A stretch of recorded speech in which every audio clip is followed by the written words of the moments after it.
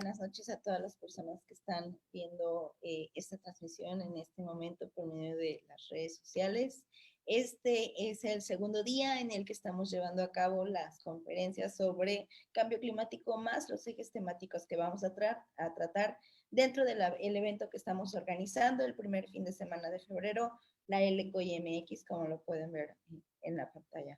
Este evento es la suma de esfuerzos de muchas organizaciones y nuestro objetivo justamente es incentivar, empoderar a la juventud mexicana en participar en las políticas públicas a nivel local, nacional e incluso a nivel internacional. Es un evento que estamos preparando para preparar un documento que se entregue justamente a la Convención de las Naciones Unidas por el Cambio Climático. Hace días tuvimos una conferencia sobre eso. Si no la vieron, les invito a que la vean en el canal de YouTube. Y justamente pues lo que estamos tratando es los ejes temáticos. En esta ocasión, transporte es sumamente importante como parte de los ejes que más contaminan, que más emisiones a la atmósfera tienen. Entonces, el día de hoy pues nos va a acompañar una amiga, además de compañera, pues es una persona que yo realmente admiro mucho. Aquí está con nosotros Bettina Marmolejo. Yo la conocí hace varios años y pues después tuvimos como la oportunidad de colaborar en viajes y en proyectos juntas y tiene mucha experiencia. Ella es activista climática, especialista en sostenibilidad. Ella es cofundadora de Reset Guanajuato, que es una de las organizaciones del colectivo Sí a la Ciclovía, que fue un movimiento que está en Guanajuato justamente para defender una ciclovía específica que ahorita nos va a hablar Bettina. Y además ella es cofundadora de Reachers, que es una plataforma online de cursos de impacto social que se basan justamente en una metodología de aprendizaje. Y ella tiene justamente en este curso, espero que nos lo mencione, una clase en la que justamente nos hablan de transporte. Entonces, pues le voy a dar el uso de la voz. Bettina, amiga, adelante, el uso de la voz es tuya, que vaya muy bonito en tu presentación y adelante. Yara, muchísimas gracias. La verdad es que me da muchísimo gusto estar aquí con ustedes hoy.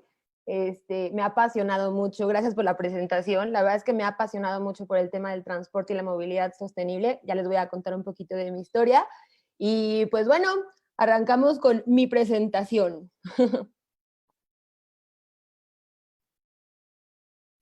¿Ya ven ahí? Listo, sí, vemos. Perfecto. Bueno, allá se especializa en sostenibilidad, recientemente ciclista urbana, eso es súper importante. ¿Y qué es lo que vamos a ver? Pues bueno, primero, ¿qué onda con el transporte y la emergencia planetaria? También les voy a contar un poquito de cómo fue mi experiencia, cómo ha sido mi experiencia participando en los procesos de la COP, cómo es que ustedes pueden implementar o tomar en cuenta la información que les voy a contar para actuar dentro de la COP o de la Convención Marco. Luego les voy a contar un poquito de mi historia con la bici y la lucha por la movilidad sostenible con el colectivo de Sí a la Ciclovía, pensando global con todo esto de la crisis y actuando pues aquí en mi ciudad de León, Guanajuato. Y luego les quiero compartir algunas reflexiones después de 5 meses de andar en bici. Yo en el verano, con todo el movimiento de Sí a la Ciclovía, pues por fin me animé a independizarme del coche. Yo tenía coche desde los 17 hasta los 29, tengo 29. Entonces realmente sí fue un cambio muy radical, pero increíble. Y pues ya les voy a contar un poquito también de eso. Y un pequeño disclaimer es que pues todo lo que les voy a comentar es con base en la investigación que yo he hecho, mis estudios, tengo una maestría en sostenibilidad por HC París, pues mis experiencias a lo largo de toda esta lucha climática, y pues también les digo, como ciclista urbana, ahora sí que como usuaria de la movilidad sostenible, pues también. Y bueno, siempre me gusta empezar con esta foto, así como Al Gore, que es uno pues, de las personas que más admiro, porque esta foto la tomaron cuando iban a la Luna en una de las misiones del Apolo y fue la primera foto realmente en la que pudimos apreciar pues nuestra casa en común. Y al mismo tiempo por estos años era cuando el movimiento ambiental pues estaba empezando, entonces fue un referente muy fuerte y que ayudó mucho a impulsar pues todo el movimiento porque fue la primera vez que pudieron decir, miren, o sea, estamos todos juntos en esto y a todos nos toca solucionarlo. Y bueno, una línea del tiempo del cambio climático, solamente para ponerlo en perspectiva, yo creo que ya estamos en el loops y a punto de llegar al chale, y creo que ustedes también pues están conscientes de eso, por eso estamos aquí compartiendo el día de hoy. Y también un poquito nada más de las emisiones, como sabemos, pues estas han incrementado a partir de como el 1750 y se exponencializaron pues a partir de las revoluciones industriales, que es un tema muy interesante y súper importante. Y pues lo más que hemos hecho pues son en las últimas décadas, ¿no? 30, 40 años que de verdad hemos exponencializado muchísimo. Y está súper triste porque desde esos entonces ya sabíamos de la crisis climática y era cuando las petroleras, bueno, lo que dicen de Exxon y todo, que activamente ocultaron cómo es que los combustibles fósiles estaban incrementando pues la crisis climática. Entonces realmente ya sabíamos de esto y no nos importó y han sido en el periodo en el que más emisiones hemos hecho en la historia. Y pues, ¿qué es lo que pasa? Pues lo que ya también sabemos, los incendios, la contaminación ambiental, que es terrible. Ustedes saben ahorita por el coronavirus, pues muchísima gente o está directamente relacionado, pues toda la contaminación ambiental y todo lo que respiramos nosotros, en que tengamos o algunas personas tengan más problemas en sobrellevar pues el virus, ¿no? Y las inundaciones, el ciclo del agua, cómo se está alterando, pues sí está súper triste.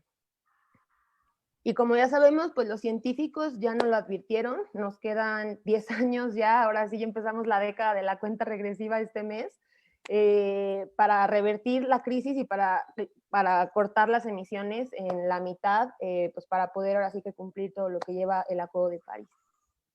Y ahora sí, ¿dónde estamos? A mí esto me pone los nervios de punta, se los juro, porque no sé si todos tengamos conciencia de lo que significa el termómetro de la derecha de Climate Action Tracker. Climate Action Tracker es una organización que está constantemente investigando y divulgando qué están haciendo los países en tema de política pública para alcanzar el acuerdo, ¿no?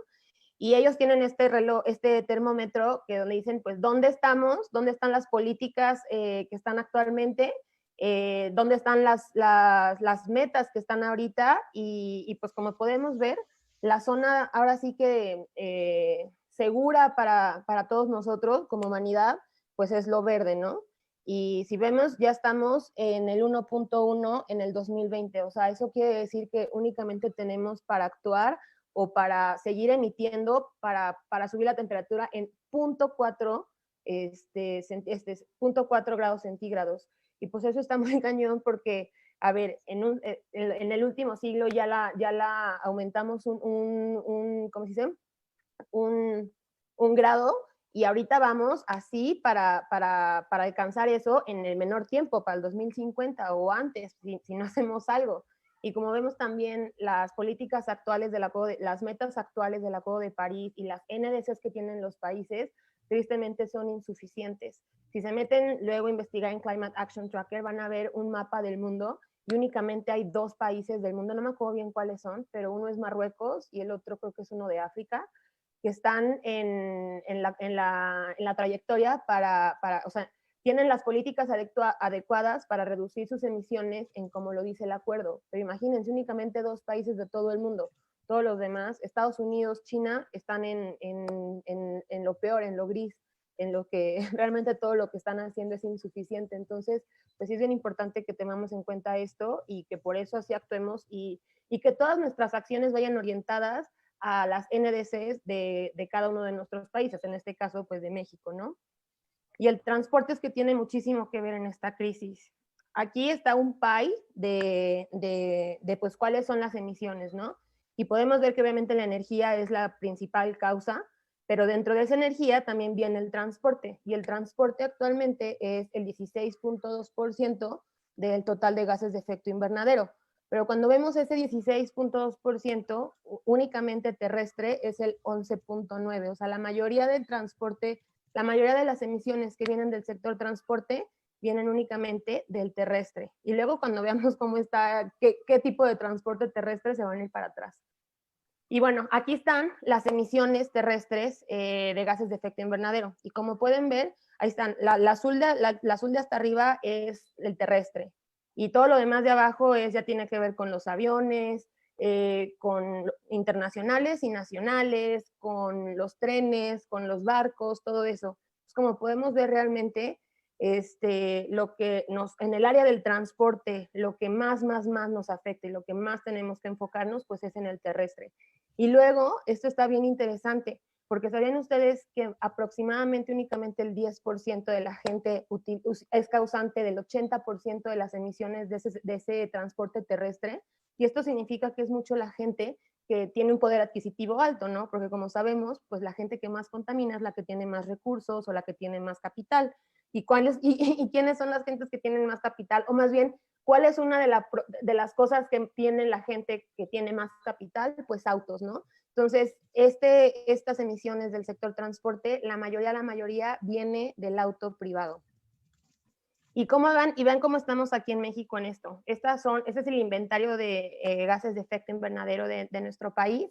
Y en nuestro país está bien interesante porque hablamos mucho de la energía limpia y todas estas cosas, y de electricidad, pero cuando nos vamos a nuestro país vemos que la principal causa de gases de efecto invernadero es el sector transporte, con 25.2, y la industria de la energía, todo esto, pues ahí le va rozando con 24.1, pero lo que más estamos aquí, en lo que más estamos contribuyendo nosotros es en el transporte.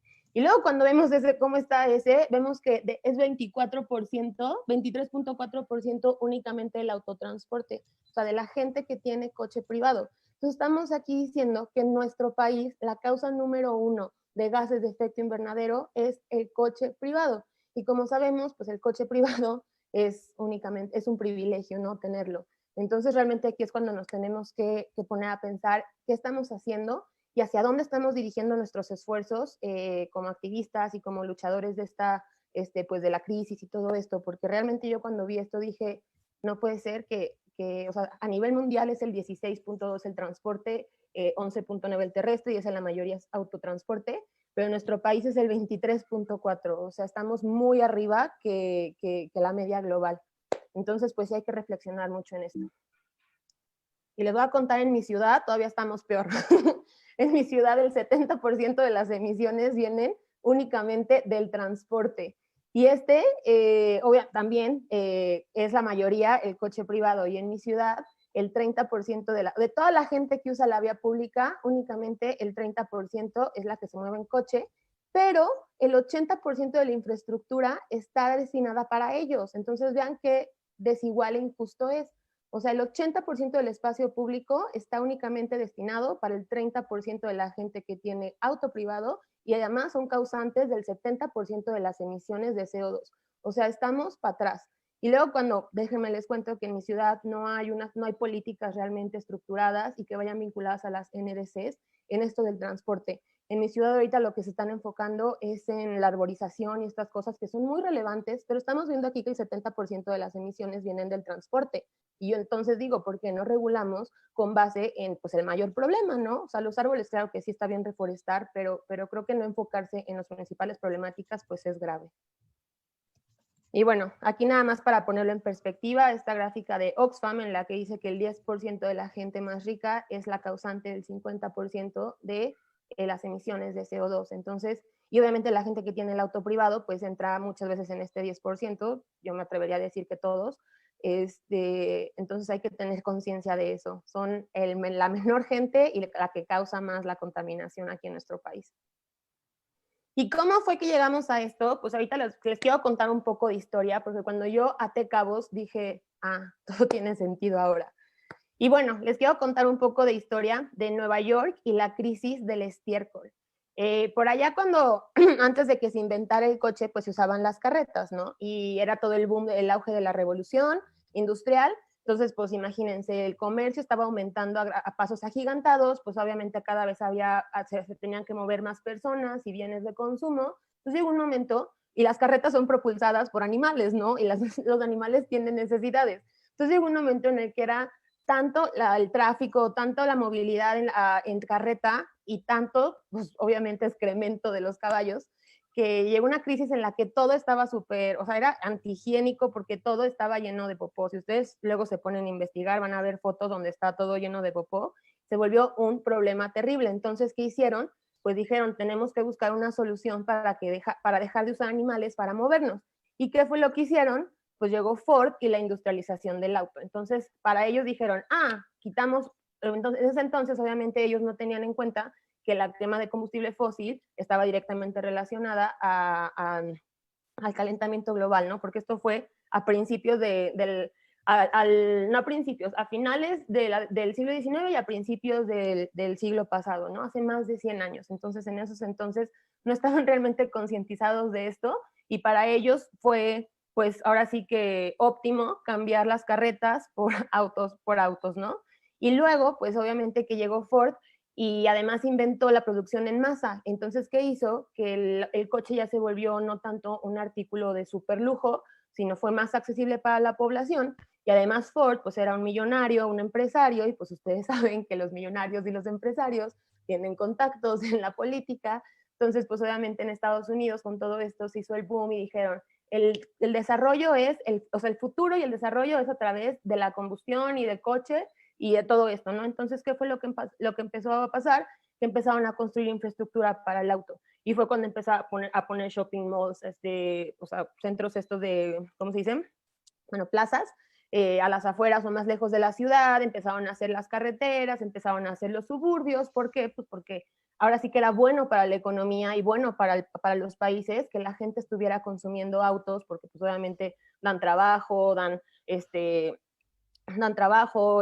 promueven la movilidad, promueven el consumo y todo, pues todo del sistema de consumo y capitalista que tenemos, ¿no? Entonces, pues así fue que nos empezamos a hacer de los coches y muchos países del mundo le copiaron porque pues obviamente Estados Unidos en el siglo XX era el rey del mundo casi casi. Entonces, pues muchos de los países dijeron, el modelo de desarrollo es como Estados Unidos, a través del coche. Entonces, por eso, pues tenemos ahora calles y ciudades hechas para los coches, porque todo el mundo le copió a Estados Unidos y todo el mundo dijo que nuestra economía debía de estar basada pues en estos modelos de desarrollo y de movilidad. Y pues y por eso tenemos ahora los grandes problemas, ¿no? Y así es que llegó la infraestructura para el auto y es donde todo empezó a complicarse un poco como les estaba contando. Y el mundo actual al revés, porque cuando vemos la jerarquía de la movilidad, pues vemos que al quien más se tiene que beneficiar es al peatón, luego a los ciclistas, luego a los usuarios y operadores del transporte público y a los vehículos de emergencia, luego a los usuarios y operadores del transporte de carga y hasta el último, el auto privado. Entonces, aquí es donde vemos, o sea, por ejemplo, en mi ciudad, que el 80% del espacio público está destinado para el auto, pues está totalmente al revés. Y no se está hoy en siglo XXI, que ya sabemos todo el auto, pues todo lo mal que le causa a las ciudades, no se están haciendo políticas que realmente desincentiven su uso. Por ejemplo, un amigo arquitecto, el otro día me estaba contando que se supone que el gobierno tiene que destinar el recurso para la movilidad de acuerdo a la jerarquía. O sea, tiene que entonces del presupuesto que tenga, lo principal tiene que ir pues para los peatones, luego para los ciclistas, luego para el transporte público, etc, etc. Sin embargo, no es así. O sea, se la pasan anunciando que puentes y carreteras y todas estas cosas que siguen beneficiando el uso del auto privado. Entonces, pues también ahí les dejo una reflexión para que investiguen cómo están en sus estados con esto, cómo están en sus ciudades y qué están haciendo sus gobernantes de acuerdo a la movilidad sostenible. Y entonces, ¿qué es lo que tenemos que hacer? Pues tratar de cortar el problema de raíz. Y aquí les quiero presentar a Jeremy Rifkin, que es un sociólogo, yo lo admiro muchísimo, estadounidense, y él desde muy temprano en su carrera ha actuado en favor pues de la clase social, se puede decir, de las clases sociales y de la mayoría de la gente, se puede decir. Él empezó, por ejemplo, en Estados Unidos, cuestionando cómo estaba el sistema de pensiones, a qué se le estaba invirtiendo, y pues de ahí una cosa lo llevó a otro, y este es uno de sus últimos libros, que es el Green New Deal Global. ¿Por qué la civilización de los combustibles fósiles colapsará en torno al 2028 y el audaz plan económico para salvar la vida en la Tierra? Entonces, bueno, en este libro básicamente habla de cómo es que las revoluciones industriales tienen diversos factores que nos hacen avanzar y nos ponen ahora sí que en otro nivel, ¿no? Y estos tienen que ver con la movilidad, con la comunicación y con... Ay, se me olvidó el otro. Ahorita se los digo. Pero haz de cuenta que entonces, en la primera revolución industrial, ¿cuál fue el tipo de movilidad? A través de la combustión del carbón y de la máquina de vapor. ¿Cómo es que se empezaron a comunicar con el telégrafo, por ejemplo? ¿Y cómo es que se empezaron a construir la infraestructura? Pues para los ferrocarriles y todo esto.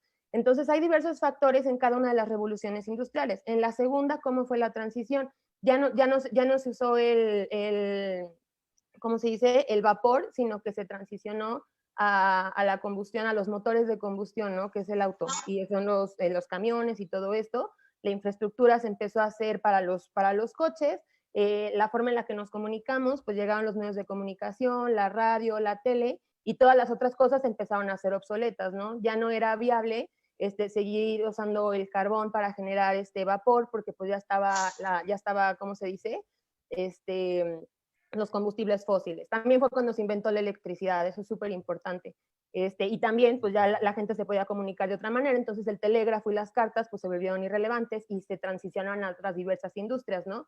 ¿Y qué es lo que está pasando actualmente? Pues estamos viviendo otra revolución y ahora sí que shakeo en la forma en la que pues nos desarrollamos. ¿Por qué?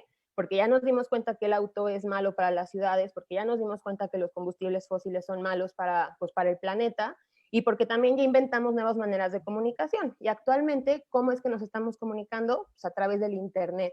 ¿Cómo es que nos estamos moviendo? Se está haciendo una transición hacia tener acceso a la movilidad en vez de tener un coche privado.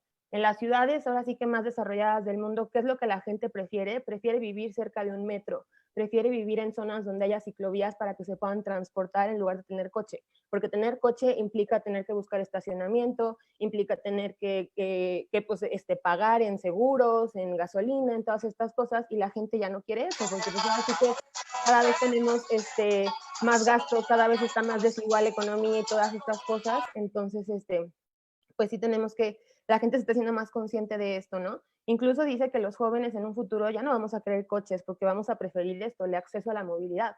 Y cuando esto pase, él también dice que se van a, y además el acceso a la movilidad también quiere decir que va a haber esto, cómo se están haciendo ahorita las cosas, ya ven que están inventando los autos que se mueven, que se conducen solos. Por ejemplo, Ford está ahorita haciendo con urbanistas y con arquitectos en algunas ciudades, viendo cómo pueden hacer una infraestructura para autotransporte, que no sea autotransporte, más bien transporte que no tenga conductores, pero que vaya más allá, ¿no? Que no sea nada más el transporte público, sino que pueda ser un poco más focalizado y también tomando en cuenta el Big Data y toda la información que se está subiendo al internet para poder tener, o sea, así que rutas y eficientar y todas estas cosas para que la gente pues no tenga tampoco que esperarse a una ruta fija del transporte público, pero tampoco tenga que tener la necesidad de tener un auto privado para poder hacer su ruta, ¿no? Entonces está súper interesante. Yo se los recomiendo mucho que investiguen todo lo que está sacando Jeremy Rifkin, porque aparte él es quien está ayudando a China a hacer su plan de transición en todo esto y quien también está ayudando a la Unión Europea. Y pues ahora en Estados Unidos, pues obviamente él es estadounidense y está impulsando muchísimo que el Green New Deal se lleve a cabo y seguramente va a estar colaborando mucho con Biden. También tiene un documental en YouTube de Vice donde habla de toda la tercera revolución industrial y cómo es que estamos transicionando. Se me olvidó, y la energía de la revolución industrial es la energía verde, porque ya vimos que no nos cuesta mucho, que es muchísimo más eficiente, que es muchísimo más barata y que es muchísimo más accesible, porque ahora sí que puede estar en todos lados y pueden ser micro redes, ¿no? No tiene que estar a fuerzas conectada a una red eléctrica mayor. Entonces hay muchísimas ventajas que le convienen a las empresas, que le convienen a los gobiernos implementar porque es más económico, más eficiente, menos contaminante y todas estas cosas. Y bueno, ¿cómo disminuimos el uso del petróleo? El petróleo, el 60% de este combustible fósil se usa directamente para la movilidad y para los coches y para el transporte terrestre. Entonces, por eso es bien importante que no pensemos que Pemex se sustituye con movilidad, con energía limpia directamente. Se podría con la electrificación de la flota vehicular. Sin embargo, pues hay que irnos más para atrás y acortar el problema de raíz, o sea, a no necesitar ni siquiera un coche. Entonces, hay que abogar mucho porque el petróleo y Pemex se sustituyen con movilidad sostenible, con regresarle la ciudad a las personas y todas estas cosas. Y Project Drawdown, aquí les comparto otro libro de mis favoritos, es una iniciativa por Paul Hawken en la cual reúnen las 100 soluciones o para revertir la crisis climática. Obviamente tienen varias que tienen que ver con el sector transporte, como poner infraestructura para las ciclovías, electrificar la flota vehicular, ser más eficiente y todas estas cosas. Y bueno, en resumen, estas son las 3 cosas que ellos dicen o sugieren que se tienen que hacer para poder revertir las emisiones que son generadas de esta industria. Y es cambiar a diferentes alternativas en la forma en la que nos movemos, ya sea caminando literal o usando la bici o el transporte público en dado caso. Mejorar la eficiencia de los coches que tenemos actualmente, aprender a manejar. Creo que mucha gente, sobre todo aquí en México, hay muchos que son bien atrabancados y van frene y desacelere y así, y eso es muy ineficiente y gasta más energía. Entonces, realmente ser conscientes si tenemos un auto de cómo que estamos manejando y cómo estamos quemando combustible fósil con cada atrabancada y así cuando nos desesperamos, ¿no? Y la otra, que es electrificar los vehículos del mundo. Sin embargo, pues ya sabemos que, o sea, el coche, el auto tiene muchos problemas para las ciudades, no únicamente es la contaminación ambiental. Entonces, por eso es mejor cambiar a diferentes alternativas primero, de lo que ya está ahorita, de lo que ya tenemos, pues mejorar la eficiencia, y de lo que viene, pues electrificar para que ya no tengan que ser basados en el combustible fósil. Y otra vez, regresemos las calles a las personas, porque el mejor momento de hacerlo es ahora. Hace poquito se sacó un plan que hicieron los alcaldes del C40, que el C40 es un conjunto de ciudades, de las ciudades más grandes del mundo. De aquí de México, según yo, está Ciudad de México y Guadalajara. Y bueno, ellos se juntaron y dijeron, ¿cómo es que vamos a hacer la recuperación después de esta crisis, después de la pandemia? Y pues ellos proponen una recuperación verde y justa, y en esta recuperación ellos abogan mucho por la movilidad sostenible, para que se construyan más ciclovías, para que la gente pueda usarlas, para que pueda ya dejar de tener coche, y también incentivan mucho lo de las ciudades de 15 minutos, que de París y Ámsterdam son de las ciudades que lo están promoviendo, que es hacer infraestructura y hacer pues que tú como persona, ciudadano, puedas hacer tu vida en un radio de no más de 15 minutos, ya sea en bici o a pie. Eso está padrísimo porque así ya no vas a tener que usar el coche ni para trabajar, ni para ir a hacer tus compras de la semana, ni para salirte al restaurante o al barecito, y todas estas cosas, ¿no? Entonces hacen como micro ciudades, se puede decir, y se incentiva ahora sí que el comercio local, el consumo local, y además que ya no tengas que usar el coche. Y además es muchísimo mejor porque te ahorras muchísimo no teniendo coche. Y además de todo esto es buenísimo para las ciudades. Según ¿cómo se llama? La embajada de ciclovías de Dinamarca,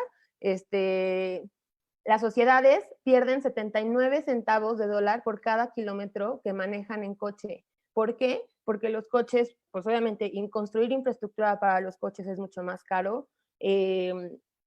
Los coches son más caros, los coches causan contaminación, los coches causan accidentes. Sí, y de manera contraria, las sociedades ganan 72 centavos de dólar por cada kilómetro que se pedale en bici. ¿Por qué? Porque a las ciudades, pues las personas se vuelven más saludables, reduce costos de salud, las ciclovías son mucho más económicas que para construir, y además, pues obviamente no causan contaminación, y los accidentes que generan, pues no son tan graves, ¿no? O sea, las bicis no son capaces de matar a una persona, así como el coche es capaz de cuando va en exceso de velocidad, ¿no? Y además, pues mucha de la gente que se muere en la calle es ¿por qué? Porque muere atropellada por coches y que no manejan responsablemente. Y ok, ¿y qué hago con esta información cuando voy a la COP? ¿Cuál es el papel de los jóvenes en estos espacios? Yo creo que es bien importante que tengamos la perspectiva esta de desde dónde venimos, dónde estamos y hacia dónde vamos, y le digamos mucho a los tomadores de decisión, que seamos, pues ahora sí que rebeldes y luchemos por nuestro futuro. Como estaba escuchando un mensaje de Greta hace ratito, que decía, ella, no estoy para negociar, no estamos para negociar nosotros, no estamos para ver cómo llegamos al punto medio, porque realmente pues no tenemos de otra. Ya nos lo dijeron los científicos, tenemos 10 años para revertir la crisis, tenemos que hacer entender a los tomadores de decisiones sí o sí, porque al final de cuentas los que más nos va a afectar es a nosotros. Y bueno, una de las cosas que hacemos, tenemos la posibilidad de alzar la voz por nuestro futuro. Hay muchos espacios muy interesantes para que como jóvenes podamos decir qué es lo que queremos. Por ejemplo, la foto de arriba a la izquierda es Camila, ella es mexicana y estuvo en un panel de la UNICEF con varios, por ejemplo, con esta Mary Robinson estaba ahí, es expresidenta de Irlanda y además enviada especial para el cambio climático y los derechos humanos en la ONU, bueno, una heroína, ¿no? Y ella estuvo ahí compartiendo y dio su visión como joven mexicana de qué es lo que queríamos para el futuro.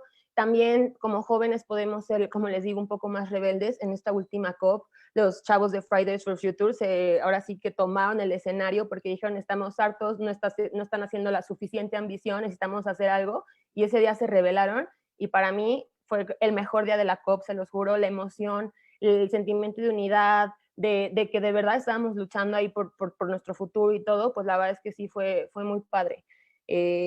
Abajo también, por primera vez pudimos dar como jóvenes latinos un posicionamiento en torno a qué es lo que queremos para nuestra región.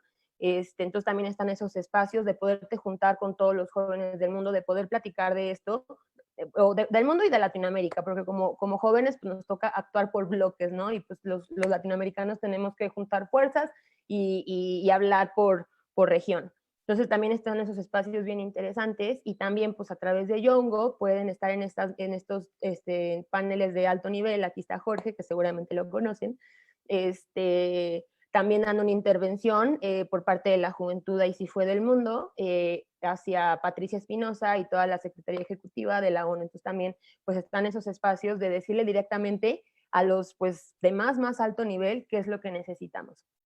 También formamos alianzas estratégicas con diferentes actores para poder seguir impulsando. Por ejemplo, arriba tuvimos una plática con Rodolfo Lassi, que fue el jefe de la delegación mexicana durante mucho tiempo, durante la administración pasada, y ahorita es director de medio ambiente en la ABCDE. Y pues como mexicano, la verdad, y como mexicanos, nosotros todos los que estamos ahí está Abel también, Roger, seguramente los conocen a muchos de ellos.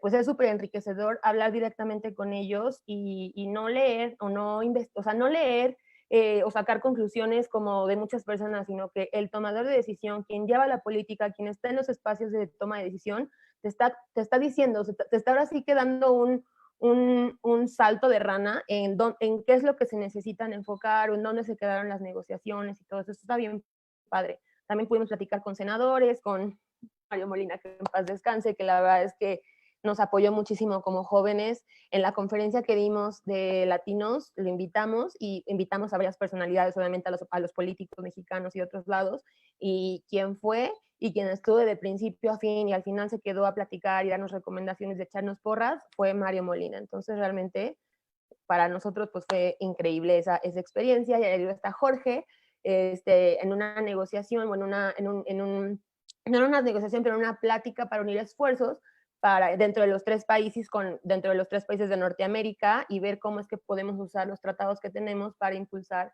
la toma de decisión y la política ambiental pues favorable, ¿no? Para de verdad estar acorde al Acuerdo de París.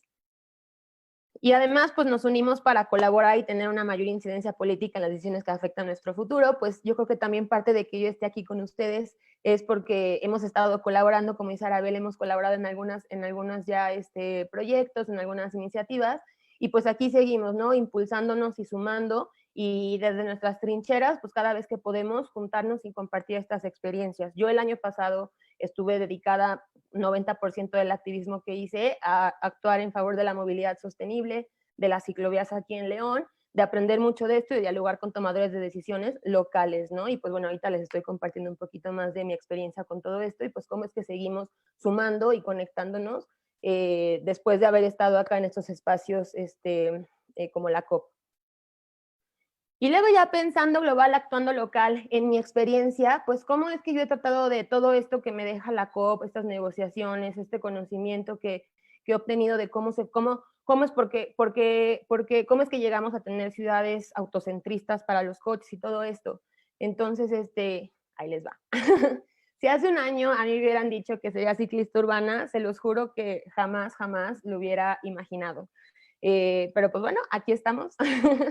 ¿Y qué es lo que yo empecé a hacer? Pues bueno, yo ya tenía varios amigos que eran ciclistas aquí en la ciudad y cuando pasó todo esto de la pandemia, ellos empezaron y se unieron para exigir o para hablar con el gobierno municipal de que necesitamos una ciclovía emergente, como ya habían estado ocurriendo en diferentes ciudades, que estaban instalándolas para promover pues la sana distancia y que la gente se bajara del transporte público y todas estas cosas, ¿no? Entonces, ahí fue cuando se empezó a formar el colectivo de Sí a la Ciclovía, y al principio fue muy favorable porque el gobierno dijo, va, vamos, la hacemos, y pues para nosotros fue ahora sí que un súper logro, porque, pues les digo, fue desde el principio se mostraron muy proactivos, ¿no? Y lo que logramos en ese entonces fue una prueba piloto de 3 meses por el Boulevard López Mateos, que el Boulevard López Mateos es la principal vía de mi ciudad, de León, y pues sí es muy, es muy relevante porque pues realmente los reclamos y todo esto pues no se hizo esperar, ¿no? Pero aparte es una ciclovía que se hizo con urbanismo táctico y siguiendo los manuales de alto estándar.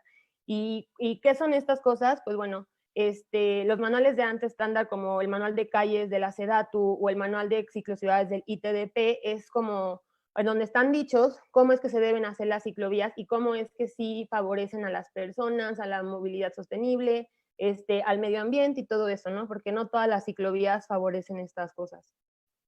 Y la prueba piloto que se hizo aquí en León, pues estuvo súper exitosa, incrementaron los viajes, 160,000 viajes. Se anunció además que ahorita está el proyecto, se está haciendo el proyecto definitivo, aunque tenemos ahí algunos inconvenientes con gobierno porque no lo quieren hacer bien. Pero en sí, casi la mitad de la gente que usó la ciclovía durante los 3 meses que estuvo de prueba venía del transporte público, lo que significó, pues ahora sí que la gente sí se bajó del transporte público y que muchísima gente se benefició de esta infraestructura.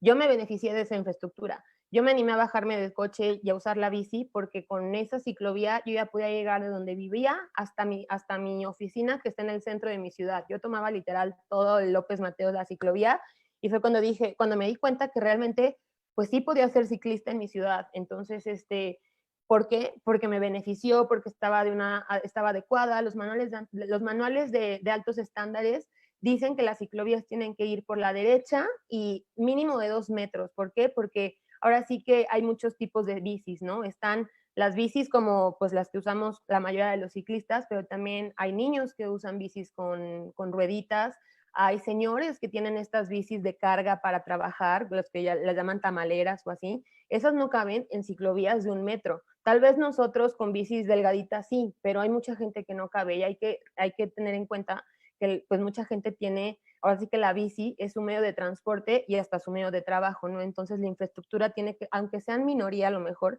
la infraestructura tiene que estar adecuada a todas las personas, porque el derecho a la movilidad sostenible, no, ahora sí que, más bien es un derecho a la movilidad sostenible, no es ahora sí que en base a méritos o en base a números. Es como cuando hay, por ejemplo, las rampas para discapacitados, ese tipo de cosas, pues no las vas a poner porque, no las vas a dejar de poner porque hay poquitos, ¿no? Porque entiendes que todo el mundo tiene el derecho de poder pasar por la calle, ¿no? Y tienes que tener infraestructura para la gente que usa silla de ruedas. Así de la misma manera, hay gente que usa la bici, no porque a lo mejor sean poquitos en las ciudades, no les vas a hacer su infraestructura, ¿no? Porque también una de las quejas de los automovilistas es mucho de que no hay tantos ciclistas y de que no las usan y de que luego no se puede llegar de un lugar a otro y todas estas cosas, ¿no? Pero no porque sean poquitos los que se mueven en bici, o sea, no tiene que haber ciclovías, porque no, o sea, la movilidad es un derecho, la movilidad no es por méritos, entonces eso es lo que tenemos que entender y eso es lo que tenemos que transmitir a nuestros gobiernos. Y además también lo que te dicen de que son ciclovías bien planeadas, porque, híjole, como les digo, aquí en mi ciudad tenemos 100 y tantos kilómetros de ciclovía, el gobierno le encanta presumir que tiene un chorro de ciclovías, pero tristemente casi todas son en camellón, les digo, son de menos de tamaño, o sea, de 1 metro o hasta menos, y esto no promueve la movilidad sostenible ni promueve que las personas lo usen. Entonces, realmente hay que ver qué es lo que es una ciclovía bien planeada. La imagen de la izquierda es una imagen que estuvo circulando mucho en internet diciendo que esas sí son ciclovías y que qué bonitas y que no como las que hacen aquí en México y todo esto, pero lo que no entiende la gente, o sea, claramente la gente que la comparte no usa la bici, porque las ciclovías por camellón son súper peligrosas. No sé si ustedes usan la bici, pero híjole, haz de cuenta que la ciclovía en el camellón, ¿no? Y en la calle principal. Y si tú vienes por una calle por acá que no precisamente atraviesa todo, sino que nada más alimenta la calle principal, no puedes cruzar con seguridad a la ciclovía. Entonces tus opciones son o correr y arriesgarte a que algo te pase, o irte por la calle y arriesgarte también a que no estés respetando la ciclovía, te vayan a empujar, te vayan a aventar el coche, te vayan a hacer X cosa por no estar respetando, ¿no? Entonces realmente las ciclovías en Camellón no son seguras y no son bien planeadas. Aquí otro motivo, ¿no? Los puntos de contacto son muchísimos más cuando están en Camellón, les digo, por todas estas cosas y estos cambios que se tienen que hacer. En cambio, cuando las hacen, como dicen los manuales de alto estándar, por la derecha y de 2 metros. Y por último, ¿qué dicen los manuales? Pues bueno, la ciclovía debe establecer como un carril unidireccional en el sentido de circulación del tránsito y ubicarse en el extremo derecho del arroyo vehicular. En contextos urbanos no se deben implementar ciclovías bidireccionales o ciclovías que vayan en el mismo sentido de circulación vehicular en el costado izquierdo de la vía. Y así es como están muchísimas de las ciclovías. Y bueno, acá también, la guía de diseño de infraestructura, no puedo ver lo que dice porque me tapa aquí el zoom. Allá. Evitar ciclovías sobre camellones. Esta situación no funciona. ¿Por qué? Porque les digo, aísla a los ciclistas y no te permiten llegar a ellas con seguridad en muchísimos puntos. ¿Y cuáles son las buenas prácticas? Afortunadamente sí tenemos aquí en México, en la Ciudad de México, hay muchas ciclovías de este tipo, y también en Guadalajara. Entonces también los animo a que investiguen un poquito más de cómo está la movilidad en estas ciudades, porque hay ejemplos y hay esperanza en México. ¿Y qué hace la infraestructura ciclo incluyente? Pues bueno, como les digo, cuando una ciclovía está bien hecha, ¿qué es lo que promueve? Promueve la convivencia, promueve la intermodalidad, promueve que sea conexa, promueve que sea coherente. Cómoda es súper importante porque a los políticos les encanta mandarnos por un chorro de lados y luego cuando las ponen en camellón que hay árboles, les encanta hacerlas en zigzag. Entonces tienen que ser cómodas, directas, no andarnos desviando ni andarnos mandando por rutas alternas, sino que realmente sean las rutas más directas, porque además tienen que entender que le beneficia a la ciudad que la gente use la bici, tienen que ser seguras y tienen que ser atractivas. Les digo, si hay ciclovías que se ven peligrosas, que están en el camellón, todo ese tipo de cosas, la gente no se va a subir. La infraestructura crea cultura, entonces si hacen buenas ciclovías, la gente las va a usar. Si hacen malas ciclovías, la gente no las va a usar. Así de sencillo. Y bueno, como ciclista urbana, ¿qué he aprendido en estos meses que pues ya me lancé a la bici? Que mi ciudad no está construida para las personas ni para andar en bici. Las ciclovías que existen, como les digo, tampoco están construidas para los ciclistas. Que habemos muy pocas mujeres en la calle, tristemente, aunque cada vez sí veo más, pero la disparidad de género sí es como de 90% hombres y 10% mujeres. Los automovilistas son muy poco empáticos, entonces creo que esto es bien importante, que tengamos que fomentar la conciencia, pues principalmente en los automovilistas, pero pues en todos. Y la inseguridad, al menos pues en mi ciudad, sí está fuerte. Yo después de las 7 de la noche, la neta es que no salgo, entonces también a tener en cuenta que cuando abogamos por las ciclovías y por la movilidad sostenible, no podemos dejar de lado el tema de seguridad. Por ejemplo, las ciclovías en camellón son súper inseguras en este aspecto. ¿Por qué? Porque te aíslan. ¿Por qué? Porque se pueden esconder los rateros, porque si te pasa algo, si te tiran ahí, no hay nadie que te auxilie pronto, porque pues los coches van hechos la mocha y nadie te ve. Y ahí en medio, pues a menos de que haya ciclistas también usándola, puede que te auxilien, pero si no, pues está súper difícil. Por ejemplo, aquí en León, las 2 ciclovías más peligrosas, ambas están en camellón, y yo no me atrevo a pasar por ahí después de las 7. Entonces, importante el tema de seguridad cuando abogamos por movilidad sostenible. Y otras cosas que he aprendido positivas es que el sentimiento de independencia del auto es lo más empoderador que me ha pasado en mucho tiempo. Yo juré que era imposible para mí moverme sin coche, o sea, porque pues en mi mente y en como yo crecí, pues siempre fue de que, sí, cuando crezca voy a tener un coche para ir de aquí para allá, y nunca me imaginé que en algún momento iba a ser ciclista urbana. Entonces para mí ha sido demasiado empoderante saberme que puedo moverme del punto A a un punto B sin necesidad de andar contaminando, sin necesidad de tener un coche y sin necesidad de gastar. Que mi ciudad León no es tan grande como yo pensaba. La perspectiva cambia muchísimo cuando te bajas del coche y te subes a la bici. La primera vez que yo llegué al centro de mi ciudad también, yo así como que dije, wow, o sea, esto es lo máximo y me tardé 25 minutos, es algo que puedo hacer diario sin problema. Ahora busco cualquier pretexto para salir y usar mi bici. Ya aprendí que puedo hacer mi vida sin necesidad de depender del coche. si uso el coche, uso Uber. Si voy en la noche, les digo, después de las 7 ya no uso mi bici. Entonces, si tengo que salir después o si tengo que ir distancias más largas, ya sea que pida prestado un coche a mi familia o use Uber, porque pues también les digo, el tema de seguridad es importante. Y los ciclistas, por lo general, son muy amables. Yo he aprendido mucho de los ciclistas, tanto de mis amigos como en la general en la calle. Y ya van, por ejemplo, 2 veces que se me cae dinero, porque se me olvida, lo pongo en mi bolsita de la chamarra y con la velocidad se sale. Y ya van, las 2 veces que me ha pasado, las 2 me lo han regresado ciclistas. Entonces es como, ves solidaridad en la calle y es muy bonito, porque generalmente los coches no son así.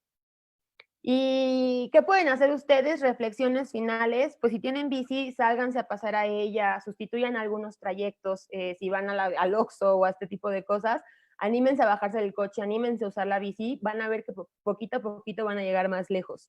Busquen comunidades ciclistas también, esto empodera mucho, porque también si te da miedo salir solo, pues como una comunidad o con amigos, pues es más fácil y aparte se cuidan. Y aparte son más visibles en la calle y los coches los ven más. Y no se dejen gobernar por el miedo de que no pueden o que yo nunca lo podría hacer, porque realmente les digo, o sea, no es difícil, no está tampoco tan fácil, pero, o sea, todo el mundo lo puede hacer si se lo propone. Y si no tienen bici o no pueden moverse en bici, tienen que moverse en coche todavía, pues apréndete las leyes sobre movilidad, todos tenemos derecho a usar la calle, respeta las zonas ciclistas. En mi ciudad, por ejemplo, en el centro, no respetan nada las zonas ciclistas, es prioridad y me siguen aventando el coche, o las cajas en los semáforos que son para que se pongan las bicis, los coches se ponen. Entonces, pues sí hay que respetar eso y enseñar que existe esto, porque creo que hay muy poquita información y educación sobre esto. Ser empáticos, lo necesitamos muchísimo. Mantener la sana distancia, óiganme, ya estoy traumada, mantener la distancia mínima de 1.5 metros con cualquier bici que vean. Esto también casi poquitos coches lo hacen, entonces sí es bien, pues yo creo que ahora sí que cuando vas en la calle te sabes, y yo por ejemplo volteo cada cierto tiempo asegurándome que no vengan coches, ¿no? Pero realmente sí, cuando pasan los coches, muchos no respetan lo que deben de que es 1.5 metros.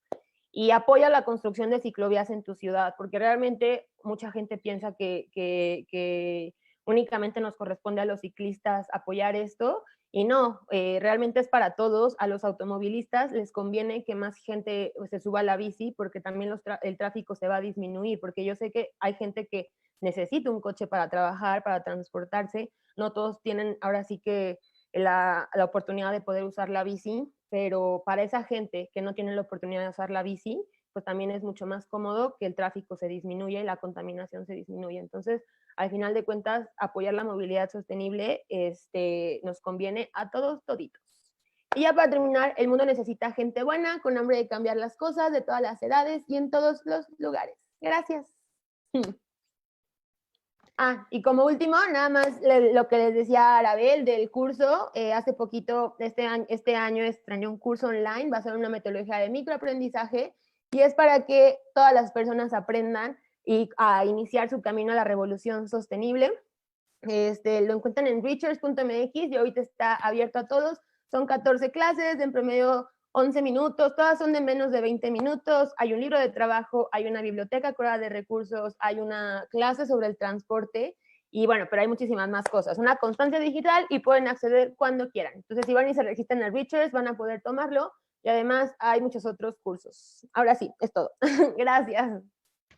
No, gracias a ti, Betina. Estuvo bien, bien interesante todo lo que nos platicaste. Y pues justamente como dices, hay muchas cuestiones, ¿no? La seguridad principalmente. Y pues igual a mí, bueno, el miedo de pasarte o de ir en la ciudad en bici, pues está cañón. Entonces, bueno, pues estoy segura de que muchas tienen preguntas, y pues adelante, mándenos sus preguntas aquí en el chat, o si nos están viendo por Facebook, mándenos sus preguntitas para que Betina las responda, y mientras nos las mandan, pues a mí me gustaría preguntarte qué fue lo más difícil para ti al momento que te transicionaste del auto a la bici. ¿Qué fue lo más difícil y qué nos recomendarías? Híjole, creo que lo más difícil sí fue el quitarme el miedo a la calle, como que yo sí tenía ese bloqueo mental de que yo jamás en mi ciudad iba a poder usar la bici porque pues sí, o sea, literal yo juraba que no la iba a poder usar porque pues, o sea, yo pensaba que era difícil, pero ya una vez que salí y una vez que practiqué en las ciclovías, entendí que, o sea, realmente lo único que me estaba deteniendo pues era mi mente. Entonces, el miedo a salir a la calle creo que fue lo que más me detuvo, porque ya cuando estuve ahí, pues ya, y aparte yo ya tenía una bici, la restauré, era de mi abuelo, entonces, pues fue relativamente fácil, porque lo único que tuve que hacer fue quitarme el miedo mental y lanzarme. Sí, justo creo que eso del miedo, pues sí, es importante. Aquí Jorge dice que si puedes poner el link de la página de tu curso. Ahí está. Vale. Entonces, estoy checando aquí por Facebook y creo que no tenemos preguntitas. Me parece que no. Uy. Y aquí Nico nos pregunta que de la TAM, ¿qué referentes hay en movilidad? Colombia.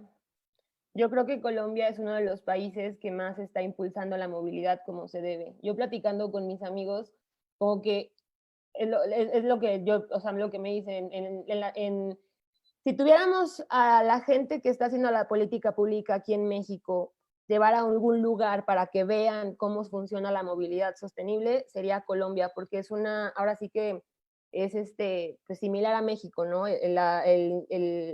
Cómo se vive la vida, cómo las costumbres, cómo es la gente, todo, pues es muy similar. Entonces, pues sí. El de Latinoamérica, yo les diría que vean a Colombia. Muchas gracias.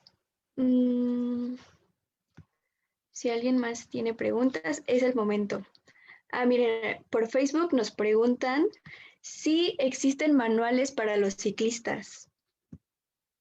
Como para que aprendan las reglas y así. Fíjate que es una muy buena pregunta, no sé. O sea, yo lo que he aprendido ha sido mucho de juntarme con mis amigos ciclistas y que ellos me han dicho las recomendaciones, que ellos me han pasado pues las leyes, qué es lo que dicen exactamente. Y creo que sí debería de haber más. Creo que en internet hay páginas de ciclismo, de movilidad sostenible que hablan de esto, pero como tal, un manual para ciclistas no. Cada ciudad tiene sus leyes, pueden checarlo ahora sí que en la ley de cada estado, pero así que yo conozca algo así, pues no. La ley. Sí, habría que emprender una, ¿no? Sí, Estaría interesante. y es que sí es bien necesario, porque te digo, cuando yo me salí, pues, o sea, si no hubiera tenido a mis amigos ciclistas, hubiera sido más difícil. Por ejemplo, también para buscar ciclovías, para todo ese tipo de cosas, pues sí, es de mucho de boca en boca actualmente. Por eso, entre más seamos, pues más se va a socializar esto y más fácil va a ser para más personas. Claro. Igual por Facebook, Ale Blanco pregunta, ¿a quién nos podemos dirigir para promover la construcción de ciclovías? Ella dice que vive en la Ciudad de México. Pues en la Ciudad de México, me imagino yo que con la Secretaría de Medio Ambiente, con movilidad, con ordenamiento territorial, si hay un instituto de planeación también, eso es como lo estamos haciendo acá en León. Acá, por ejemplo, está el Instituto Municipal de Planeación, quien pone o quien apunta los nuevos proyectos en la ciudad, y ese instituto pues se junta con las demás dependencias que tengan que ver con dicho proyecto. En este caso, la movilidad o las ciclovías, pues como es infraestructura, para la movilidad, pues tiene que ver con obra pública, porque es infraestructura, ¿cómo se dice? Movilidad, porque pues tiene que ver con la movilidad, con medio ambiente, porque pues tiene que ver con el medio ambiente, y así. Creo que hay más, pero ahorita no las tengo bien en cuenta, y también mucho por ejemplo, acá, pues, es con el cabildo, con las administraciones municipales, porque al final de cuentas estos proyectos se aplican en las ciudades, ¿no? Entonces con los principales con los que se tienen que hablar es con los municipios o en Ciudad de México, pues con la Secretaría. Sí, creo que en los municipios estaría bien emprender por ahí o empezar por ahí. Mira, una pregunta interesante que hace Jorge en Zoom, dice, ¿qué piensas de empresas como Tesla? Por ahí vi que había sacado como una bicicleta o algo así. Sí, sí vi. La verdad es que es como de esas empresas que odias y amas como de algunas maneras, porque yo tengo muchas críticas hacia Elon Musk, pero al mismo tiempo, pues sí ha impulsado mucho la movilidad sostenible, sí ha impulsado que la gente cambie sus coches, pues ya ven que ahorita Tesla también es de las, o sea, cómo se volvió el hombre más rico del mundo porque las acciones de Tesla subieron, pero al final de cuentas sigue siendo capitalismo y sigue siendo un modelo de producción y consumo, pero también Elon Musk tiene como esta meta loca de transicionar a una movilidad limpia, ahora sí que ya no dependamos de los combustibles fósiles, pero está loco. Entonces, realmente está bien difícil. Sí, es como un día me cae bien. Es más el tiempo que me cae mal, la verdad. Pero, pero por ejemplo, sacó la bicicleta esta y pues es como, pues te quedas así con las casi, ¿no? Dices, wow, sí, eso a mucha gente le va a interesar. Entonces, pues sí, es como una relación de amor y odio con el Elon, ¿no? Sí, sí pasa. Y también nos preguntan cómo podemos organizarnos como ciudadanos para mejorar temas de movilidad. Pues con los grupos ciclistas, ahora sí que con la gente que esté interesada en esto. Así es como lo hicimos aquí en León. Por ejemplo, a mí me invitó al colectivo un amigo con el que yo había colaborado antes en unos foros y que fue jefe de movilidad alternativa aquí, ¿no? Entonces él me invitó y me unió y me presentó a todos estos activistas, a estos ciclistas, y así fue que juntos hemos ido poquito a poquito construyendo este proyecto de defender las ciclovías y la movilidad sostenible aquí en León. Entonces realmente pues sí, encontrando a su tribu. y ahorita está bien fácil encontrarlos, la verdad. Hay grupos en Facebook, hay grupos, bueno, o sea, grupos en Facebook, en Instagram hay hashtags, cuentas para seguir. Entonces realmente el que busque encuentra. Si quieren comunidades ciclistas en sus ciudades, van a ver qué hay. Nada más búsquenlas. Vale, vale, muchas gracias.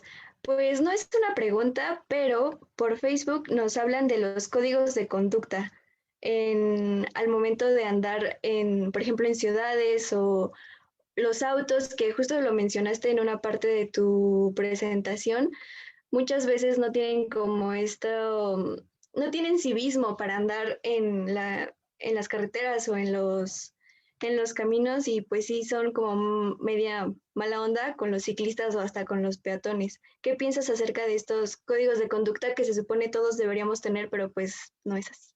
Pues yo siento la verdad que sí tenemos que fomentar muchísimo más la solidaridad entre personas, porque al final de cuentas estas crisis no las vamos a sobrellevar, o sea, solitos. Necesitamos de una comunidad, necesitamos de todos, de echarnos la mano los unos a los otros. Entonces realmente sí está bien cañón porque cuando estás arriba del coche, pues tienes este escudo y que no te permite empatizar, no te permite ver la realidad o sentir la realidad, sinceramente. Les digo, yo cuando sabe el coche sí es bien diferente cuando te bajas de él y empiezas a ver cómo es pues cómo es la calle, cómo se mueve la gente, cómo son. Entonces, ay, pues sí, yo les pediría mucha empatía, solidaridad, conciencia, que fomentemos todas estas cosas. Y la verdad es que algo que a mí me ha ayudado a hacer eso y a entender más a las personas y tener paciencia y así, pues es la espiritualidad, la meditación y estas cosas te hacen relajarte, vivir menos estresado, te hacen ser más solidario, ser más empático con las personas realmente. Entonces, pues hay que practicar también y fomentar más esas prácticas y sobre todo entre cochistas, porque sí es incómodo, sí es triste, sí te da impotencia en la calle, pero pues no hay de otra, porque si no lo hacemos nosotros, si no hacemos eco de las problemáticas y sobre todo luchamos por las soluciones, pues no van a cambiar las cosas. Entonces nos toca a nosotros y pues sí, no hay de otra. Sí, hay que tener mucha empatía, ¿no? Ujú. Y también eres activista ambiental. Y por aquí nos preguntan cómo empezar a ser activista ambiental. Pues, ¿cómo podemos empezar? Uno, si quieren, vean mi curso o tomen mi curso para que, ¿qué es lo que les cuento en el curso? Yo el curso lo hice contestando una pregunta justo así, ¿qué es lo que necesita una persona para ser agente de la revolución sostenible? Entonces, lo primero que necesitamos es el conocimiento, saber, les digo, dónde estamos parados, de dónde venimos y hacia dónde queremos ir, porque las soluciones ya las tenemos. Entonces, primero eso, la educación, estar bien informado Dos, después hay muchas ramas del activismo, ¿no? Por ejemplo, ahorita yo estoy metida en lo del transporte, la movilidad, pero también está el tema de la comida, de la justicia, también el empoderar a las mujeres. Entonces hay muchas ramas. Yo diría, paso 2, pues escoger cuál es tu porqué y cuál es tu propósito. Dentro de todas estas cosas que puedes hacer, en cuál te vas a enfocar. Y 3, pues alzar la voz, luchar, investigar, juntarte con más gente que esté interesada en lo mismo. Les digo, ahorita es bien fácil, ya gracias al internet y a todo esto, pues encontrar gente con afinidad. Y yo creo que estos espacios pues son ese tipo de lugares, ¿no? En los que podemos conectar con gente que nos impulse, que sume y que saque proyectos para promover todas estas cosas. Entonces, pues sí, así te diría yo. Así empecé yo. O sea, yo así empecé de que dije, me apasioné por el tema porque yo empecé con la basura, haciendo composta, y cuando descubrí todo lo de la crisis, todas estas cosas, pues dije, no manches, o sea, tengo que hacer algo, y de ahí me dieron una beca para estudiar y para hacer unas prácticas. Estuve en Semarnat en Washington, y yo seguía así como estudiando y no conocía absolutamente a nadie hasta que descubrí un día Climate Reality Project, que es la organización de Al Gore, y ahí me uní a mi primera comunidad de activistas ambientalistas que me enseñaron el caminito, porque pues ahora sí yo creo que cada quien tiene una historia. Entonces sí, o sea, nada más infórmate y ponte en los lugares para conocer gente, y de ahí van a salir las cosas, vas a ver. Sí, es interesante también cómo nos cuentas que empezaste. Yo creo que todos y todas empezamos de una manera similar, como que algo te empieza a dar curiosidad, empiezas a investigar más, empiezas a conocer más, y ya de repente las pequeñas acciones no se te hacen tan suficientes. Pero pues por ahí se empieza, entonces creo que son importantes también. Sí.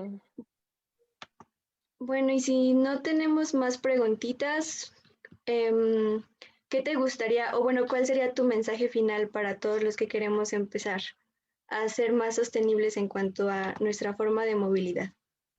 Que no le tengan miedo a la bici, que yo sé que a veces se ve retador, pero realmente es bien padre, es súper empoderador, les digo, saberte que puedes moverte de un lado a otro sin necesidad de estar contaminando, sin necesidad de tener un coche, aparte es muchísimo más económico, es mucho más saludable. Entonces realmente quítense el miedo, súbanse a la bici, encuentren una comunidad y van a ver que lo van a gozar muchísimo. O sea, yo empecé con miedo y ahorita digo, ¿por qué no lo hice antes? Soy muy feliz.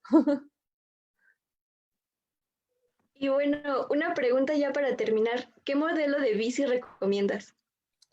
Híjole, no sé, la verdad, a ver, les digo, yo tenía una bici que era de mi abuelo, que es una bici de montaña.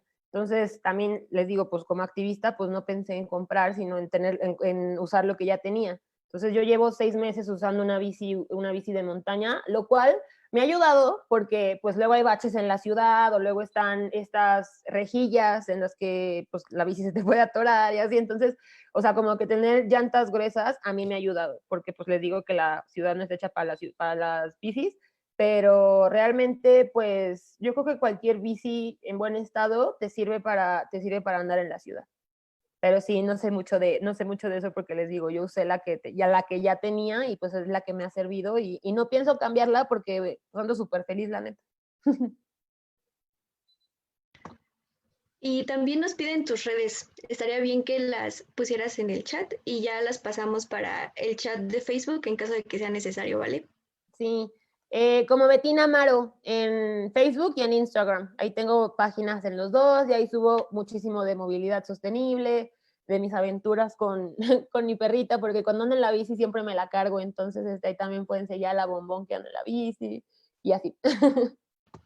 Vale, vale. Muchísimas gracias. Estuvo muy, muy interesante. La verdad es que me gustó mucho.